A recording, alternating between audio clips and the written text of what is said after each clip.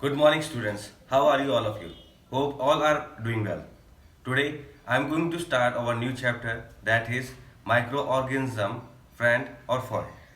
Now, in my previous video of class 8, I already shared information about the agriculture practices, जिसमें हमने देखा था कि कैसे एक फार्मर अपने क्रॉप्स को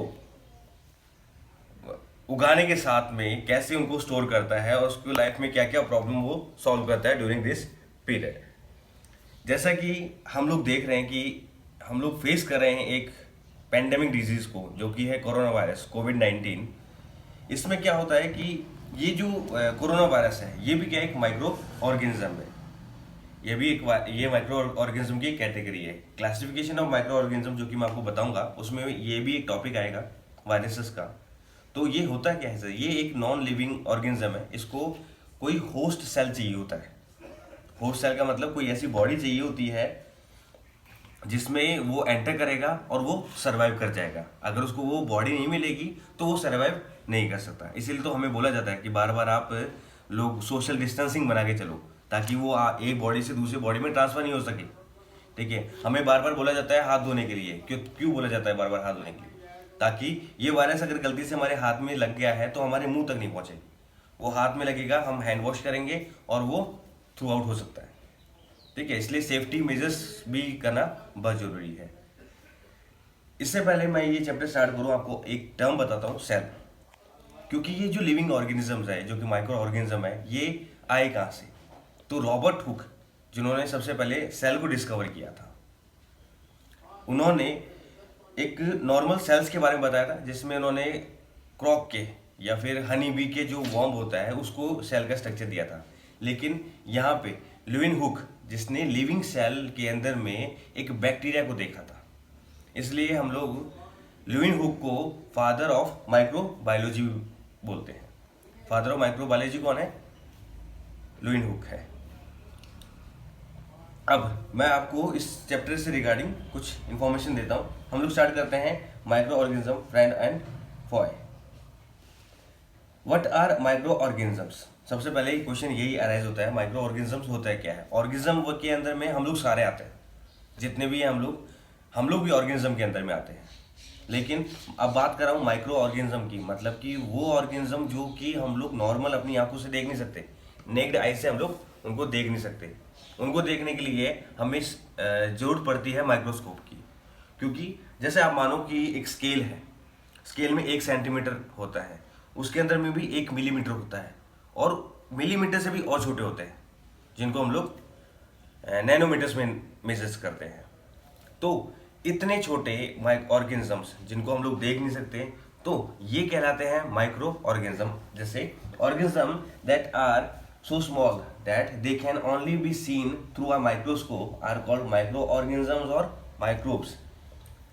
आपने देखा होगा, इसका एक एग्जांपल बता रहा हूँ। A bread gets greyish white patches during the rainy season. Rainy season में क्या होता है, वो मॉइस्चर जो ह्यूमिडिटी मिल जाती है ऑर्गेनिज्म को बनने के लिए। ठीक है, हमने देखा होगा ब्रेड के अंदर में जब ब्रेड हम लोग या तो फ्रिज में रख के फिर बाहर निकालते हैं, फिर वापस उसको फ्रिज में रखते हैं। ठीक है, तो ऐसी कंडीशन में क्या होता है कि उस पे फंगस, वाइट कलर की फंगस जम जाती है। तो ये फंगस की कैटेगरी में आ जाता है। ठीक है, दूसरा क्या है, व्हाट इज माइक्रोबायोलॉजी? तो हम लोग जो इन ऑर्गेनिज्म के बारे में, जितने भी छोटे छोटे ऑर्गेनिज्म है जिनको हम लोग नॉर्मल आई से नहीं देख सकते, उनकी स्टडी को कहते हैं microbiology. So let's start, where do micro organism live? There is another question arises in my mind कि ये माइक्रो ऑर्गेनिज्म रहते कहाँ पर है? तो माइक्रो ऑर्गेनिज्म ऑलमोस्ट हर जगह पे है, क्योंकि जब वो हर क्लाइमेट में हो सकते हैं तो वो हर जगह पे प्रेजेंट हो सकते हैं। ठीक है, इवन तो वो हमारी बॉडी में प्रेजेंट रहते हैं। So micro organism can be found in almost any kind of environment, hot desert, polar region, चाहे वो रेगिस्तान हो, चाहे वो बर्फीली जगह हो, polar regions, salt water, marsh land and inside other organism. Salt water तो जैसे सी वाटर हो गया, और जो मार्श लैंड मतलब जो दलदली जमीन होती है जैसे कीचड़ जैसी। Microorganism can survive volcanoes, deep sea and even vacuum. Vacuum means जहाँ पे एयर भी नहीं हो, यानी कि एनएरोबिक रेस्पिरेशन में भी ये जो ऑर्गेनिज्म है वो सर्वाइव कर सकते हैं, क्योंकि इसी में इन्हीं इसी चैप्टर में हम लोग आगे पढ़ेंगे नाइट्रोजन फिक्सेशन के बारे में, जिसके अंदर में क्या होता है कि कैसे जो राइजोबियम बैक्टीरिया है ये अर्थ के नीचे कैसे ये बनता है, क्योंकि इसको कुछ ऐसे बैक्टीरिया भी होते हैं जो इनको ऑक्सीजन की रिक्वायरमेंट होती है, और कुछ ऐसे होते हैं जिनको ऑक्सीजन मिलते ही वो मर जाते हैं। जिनको ऑक्सीजन नहीं चाहिए होती है, हम उनको वो वाली जो ऑर्गेनिज्म होते हैं वो प्रोसेस फॉलो करते हैं एनएरोबिक रेस्पिरेशन वाला। ठीक है, तो ये अब आगे अगर टॉपिक आएगा तो उसमें भी मैं डिस्कस करूंगा एरोबिक एंड एनएरोबिक रेस्पिरेशंस के बारे में। Sorry, now classification of microorganism. So there are total 5 category. We classified these organism into the 5 categories. Number 1 is a bacteria, number 2nd is algae, then protozoa, fungi and viruses. अब हम बात करते हैं bacteria के बारे में। तो bacteria क्या है? सिंपल लिविंग ऑर्गेनिज्म है, क्योंकि सबसे पहले बैक्टीरिया को ही डिस्कवर किया था, और ये ज़्यादातर बैक्टीरिया जो होते हैं वो सिंगल सेल्ड टाइनी ऑर्गेनिज्म होते हैं, क्योंकि इनकी अलग अलग है, सिंगल सेल और मल्टी सेल्स। मल्टी सेल मतलब कि हमारी बॉडी जो है, हमारी बॉडी में ये जो सेल्स है हम देख सकते हैं बिल्कुल छोटे छोटे से होते हैं। ये सेल्स जो है वो हम लोग कहलाते हैं मल्टी सेलुलर ऑर्गेनिज्म। और कुछ बैक्टीरिया जो है, ज़्यादातर बैक्टीरिया सिंगल सेल ऑर्गेनिजम्स होते हैं। बट इनमें खास बात क्या है, ये लोग कॉलोनीज में रहते हैं। जैसे हम लोग क्या है, एक सोसाइटी बना के रहते हैं, पूरा परिवार जो है या समाज वो सारा एक साथ रहता है, वैसे बैक्टीरिया भी पूरी एक कॉलोनी बना के रहता है। सिंगल अलग अलग कोई सिंगल सेल ऑर्गेनिज्म है, लेकिन बना के रहते हैं पूरे कॉलोनी के अंदर में। Bacteria are found in 4 different shape. यहाँ पे 4 अलग अलग शेप्स बता रखी है बैक्टीरिया की। जैसे मैंने आपको वीडियो वो फोटोज में दिखाया था, रॉड शेप की कैसे होती है, स्पाइरल कैसा होता है। अब सबसे पहले बात करते हैं रॉड शेप की। तो रॉड शेप में जो आ रहा है वो बेसिली है। ठीक है, ये बेसिली जो बैक्टीरिया है, आपने नाम सुना होगा बीमारी का, टीबी, ट्यूबरक्लोसिस। ठीक है, तो उसका जो बैक्टीरिया है ना वो बेसिली होता है। नाउ सेकंड इज राउंड और स्पेरिकल शेप्ड, जिसमें आता है, जिसमें जो बैक्टीरिया आता है वो है कोकाई। नंबर 3 है spiral called spirilla and comma shaped called vibrio. इनकी शेप है, उनके नाम दे रखे हैं कि इस शेप का ये नाम का है। नाउ नेक्स्ट मूव करते हैं एल्गी के बारे में। एल्गी है सिंपल प्लांट्स। ये बहुत सिंपल छोटे छोटे प्लांट होते हैं। इनको क्या है कि ये धूप में नहीं, ये शेडी जगह पे बनते हैं हमेशा, और जहाँ पे पानी हो, जहाँ पे मॉइस्चर होता है, वहाँ पे ये बन जाते हैं। Like organism which are usually aquatic in nature, they contain a cell wall and chlorophyll and can make their own food by the photosynthesis. क्योंकि ये सेल वॉल भी कंटेन करते हैं, जैसे इसमें बताया था सिंपल प्लांट के जैसे होते हैं, तो सिंपल प्लांट के अंदर में सेल वॉल भी होती है, और वो प्लांट जो होते हैं वो with the help of chlorophyll अपना खाना खुद बनाते हैं। Now algae can be unicellular और मल्टी सेलुलर। मतलब एल्गी जो होती है वो सिंगल सेल की भी हो सकती है, तो वो मल्टी सेल्स की भी हो सकती है।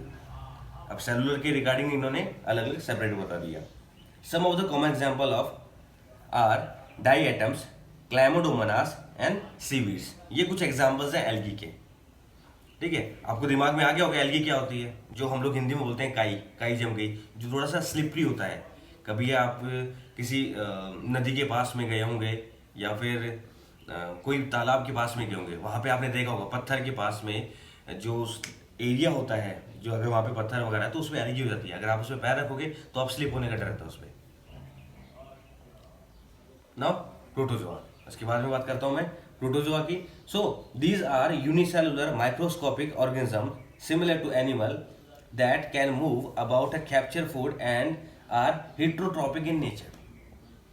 इन सिंपल वर्ड्स, ये सिंगल सेल ऑर्गेनिज्म है। ये एक एनिमल की तरह होता है, जैसे कि अमीबा। अमीबा क्या है? एक प्रोटोजोआ है। ठीक है, और हेट्रोट्रॉपिक इन नेचर मतलब कि ये डिपेंडेंट है किसी दूसरे पर। ठीक है, ये अपने खाने खुद ही नहीं बना सकते, ये डिपेंड रहते हैं। ऑटोट्रॉप मतलब होता है जो अपना खाना खुद बनाता है, जैसे प्लांट होते हैं, प्लांट कहलाते हैं ऑटोट्रॉप। और हेट्रोट्रॉप मतलब depend on the other organisms, चाहे वो प्लांट हो चाहे वो एनिमल हो, as a food. They are mostly aquatic in nature, as I told earlier कि जो अमीबा है वो पानी के अंदर में ही सर्वाइव कर पाता है। अमीबा, इसके एग्जांपल है amoeba, paramecium and some examples of protozoa. ये कुछ एग्जांपल है इनके प्रोटोजोआ के। मैं अभी आपको सिर्फ बैक्टीरिया की कैटेगरी के बारे में बता रहा हूँ, मैं जो माइक्रो ऑर्गेनिजम्स है उनकी कैटेगरी के बारे में बता रहा हूँ।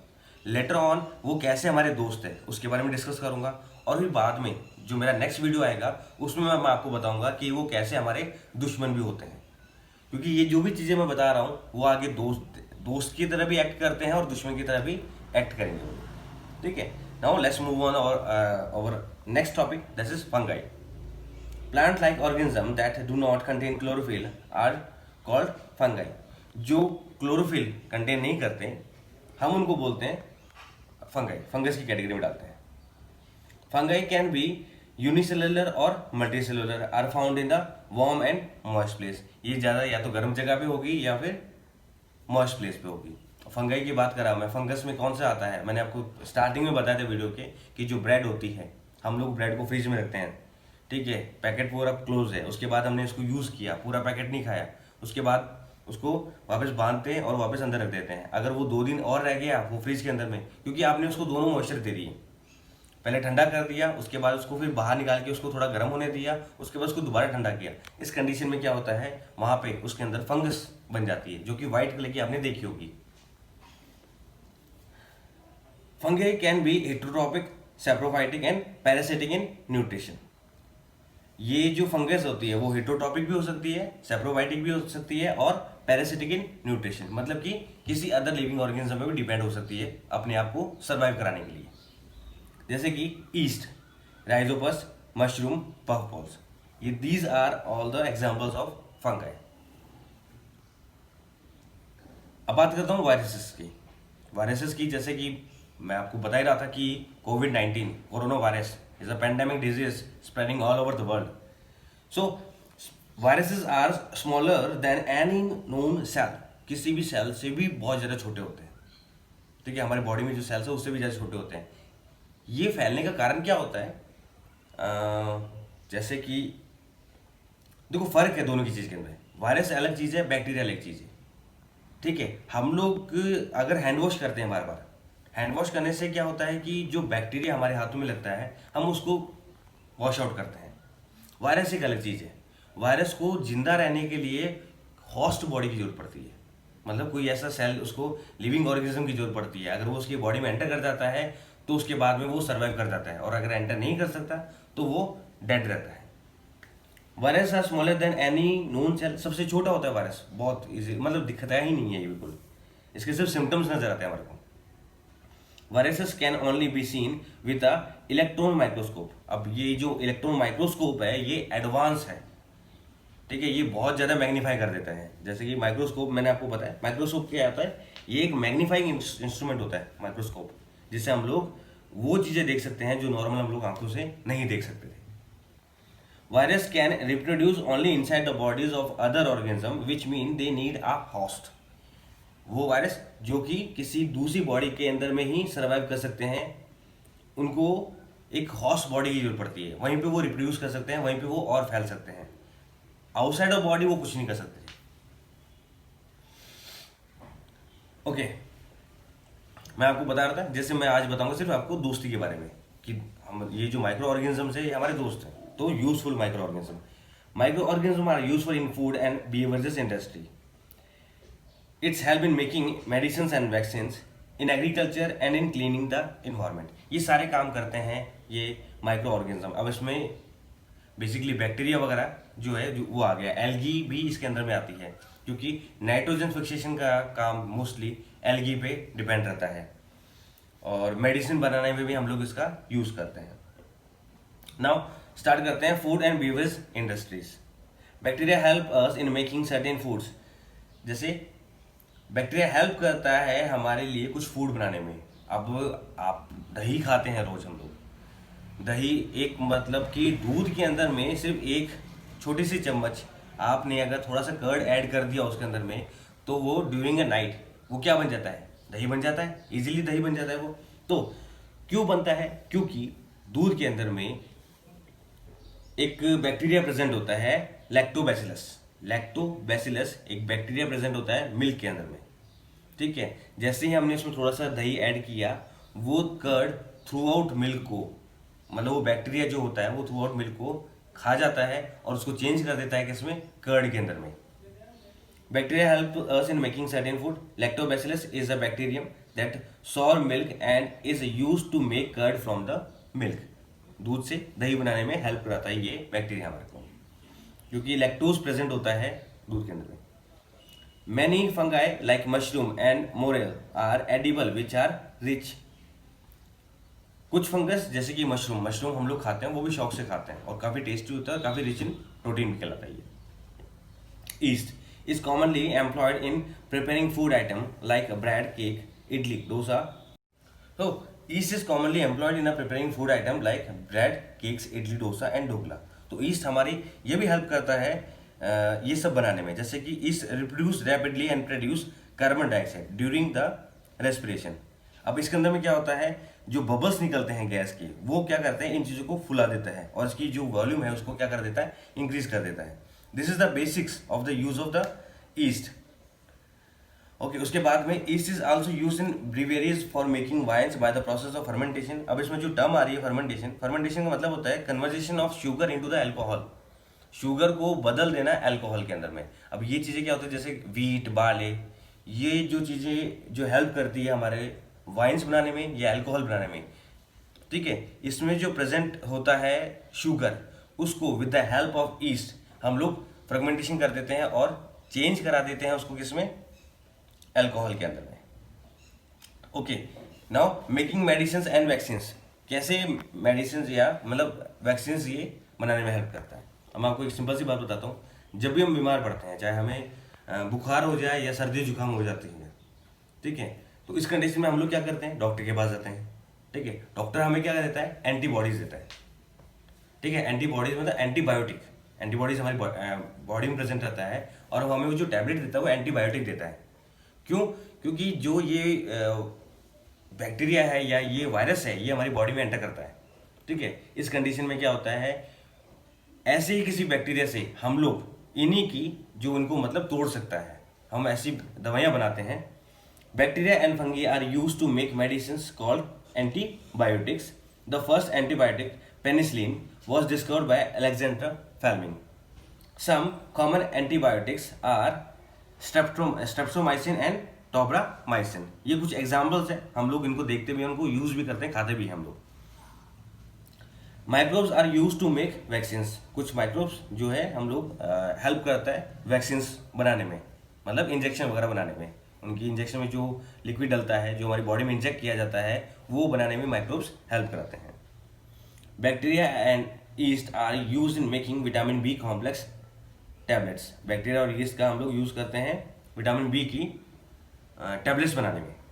The human hormonal called insulin can also be obtain from the bacteria.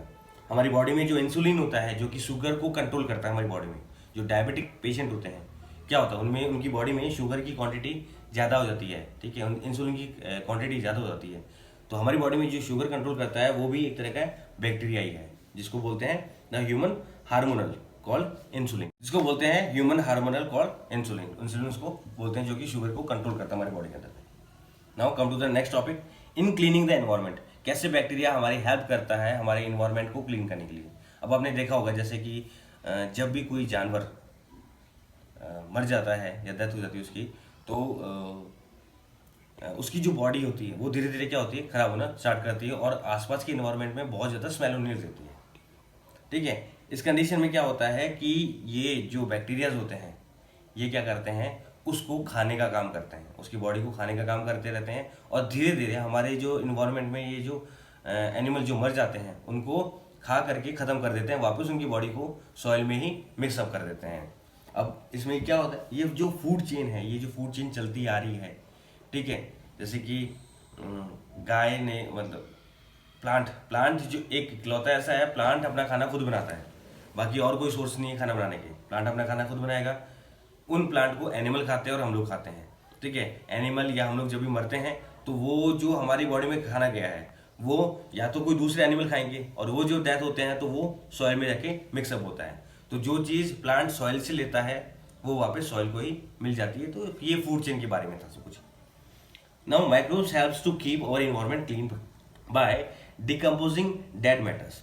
जो चीज़ें मर जाती हैं उनको डिकम्पोज करने का काम करता है ये माइक्रोब्स।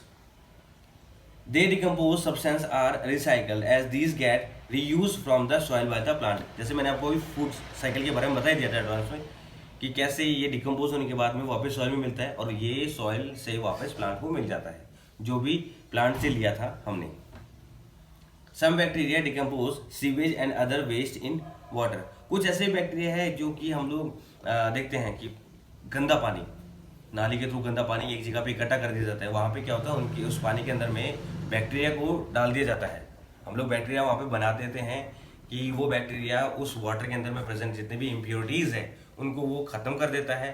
ठीक है, फिर उसको हम लोग स्लज बोलते हैं, उसको सेपरेट करते हैं टैंक के अंदर में और उसके बाद में उसी स्लज को हम लोग एज अ मैन्यूर हम लोग अपनी फील्ड में यूज़ करते हैं। और जो पानी बच जाता है उस पानी को हम लोग रिवर में डायरेक्ट डाल देते हैं, जिससे क्या होता है कि वो पानी पूरी तरह से डिसइंफेक्टेंट हो जाता है।